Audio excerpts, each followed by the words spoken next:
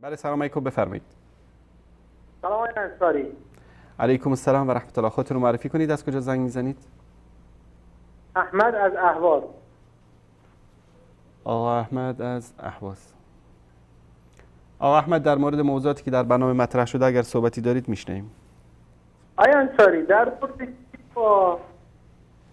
با کلیپ مطلبی که آقای قدسی بیان کرده، نمیدونم چطور اشتباه کردم.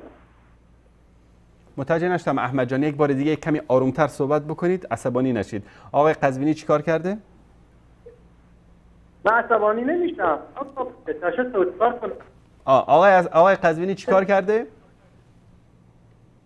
آقای انصاری، این عبارتی که ترجمه کردن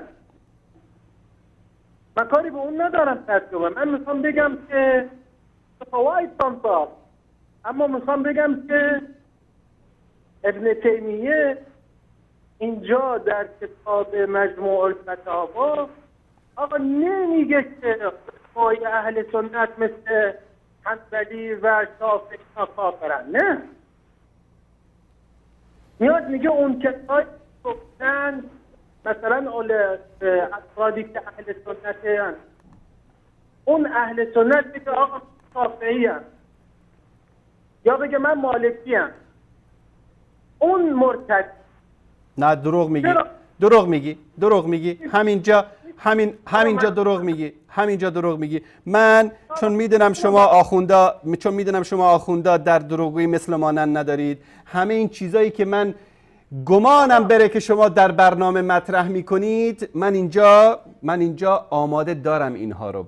اگر راست میگی همین مطلب رو بخون که در کجا گفته ابن تیمیه که که کسی که مالکی باشه کافره. کجا گفته؟ الان من میخونم، مجموع الفتاوا میخونم برام. کجا گفته؟ بله همین الان در کجا گفته که کسی که مالکی باشه کافره؟ همینجا رو بخون. مجموع الفتاوا جلد 4. بله. ساری ببینید، خواستان سلمات ببین بشنو آیا فمن قال انا شافعی الشرع اشعری الاعتقاد قلنا له هذا من الافساد لا بل من الاستداد. خب درست میگه. خب درست میگه دیگه. شما هم داری تایید میکنید. خب من تایید میکنم حرفشو، بلکه به حرفش افتخارم میکنم. آقای محترم، اگر شما عقل و شعور داشته باشید، امام شافعی در کدام سال به دنیا اومد؟ ببینید من فرق تولد شافعی یا تولد آقای محترم، جواب من رو بده. یک سال، من چون با بیننده بعدی مفصل صحبت کردم، شما کلای پوک شما آخونده اصلا کار نمیکنه به این چیزا. امام شافعی رحمت الله علیه اشعری بوده؟ بابا جواب من رو بده. تا قطعت نکردم جواب من رو بده. امام شافعی اشعری بوده؟ ببینید، امام شافعی اشعری بوده؟ بله یا خیر؟ ما تفتیم چی؟ ببین آقای محترم، رد علي يا اخي، رد علي. اذا انت رجال رد علي. الامام الشافعي كان اشعري العقيده ولا لا؟ انت تصل ولا اینو برام. آقای محترم جواب من رو بده. به هر زبانی که میخوای ازت بپرسم. آیا امام شافعی رحمت الله علیه اشعری بوده یا نبوده؟ آیا انصاری هل انت تنطق ام قطعت میکنم. ببینید آقای محترم، امام شافعی، کسی که بعد از امام شافعی 54 سال بعد از ایشون به دنیا آمده، عقیده امام شافعی عقیده اشعری بوده؟ کدوم احمقی این حرفی رو میزنه؟ امام ابن تیمیه رحمت الله علیه، من این مطلبی که چون که این چیزا رو تو شبکه‌هاشون پخش میکنن، این ولایت و اینا فقط میرن تو تیوار، همین چیزا رو از اونجا میگیرن و اینجا میان نشخوار میکنن. همین مطلب رو من دقیقاً همین مطلب رو از مکتبه شامله کاپی کردم، اینجا تو فایل ورد رو دسکتاپم گذاشتم تا هر جونوری مثل اینها زنگ بزنه براش نشون بدم. دوستان نشون بدم. مجموع الفتاوا جلد 4 صفحه 174. اینجا مفصل ایشون میاد این مطلب رو بیان میکنه که آقا کسی که میگه که من شافعی هستم و عقیده من اشعری است. این تناقضه. میگه این تناقضه. چطور امکان داره که کسی شافعی باشه؟ میگه انا شافعی و شرع اشعری و الاعتقاد قلنا له هذا من الازداد. این از تناقضات است. چرا تناقضات است؟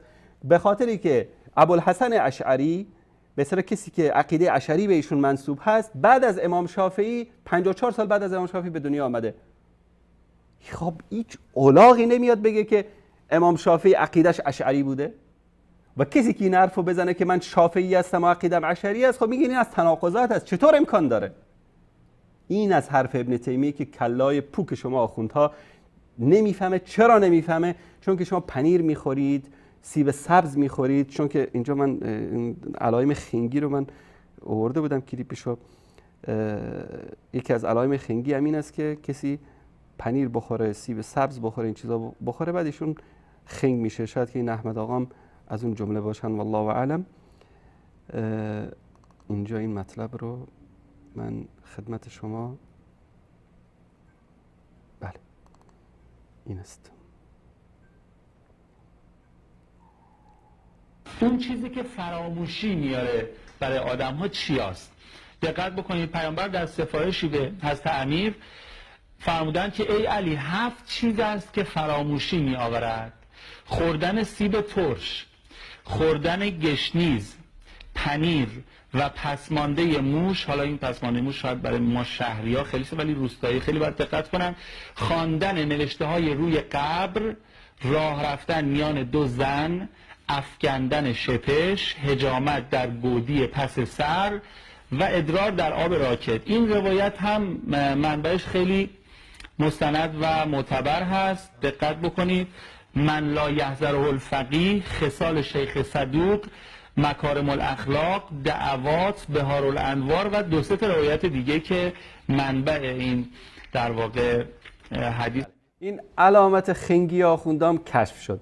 با یکی از علامتش همینه. من 5 دقیقه پیش مفصل به اون یکی شرح دادم که بابا این قضیه این است، حرف ابن تیمیه این است که اگر کسی بگه که من شافعی هستم و عقیده من اشعری است، میگیم این از تناقضات است. چون کسی که بعد از امام شافعی، نیم قرن بعد از امام شافعی به دنیا آمده، چطور تو عقیده اونو نسبت میدی به امام شافعی؟ اگر تو شافعی هستی باید عقیده امام شافعی رو داشته باشی. اگر حنفی هستی بعد عقیده امام ابو حنیفه رو داشته باشی.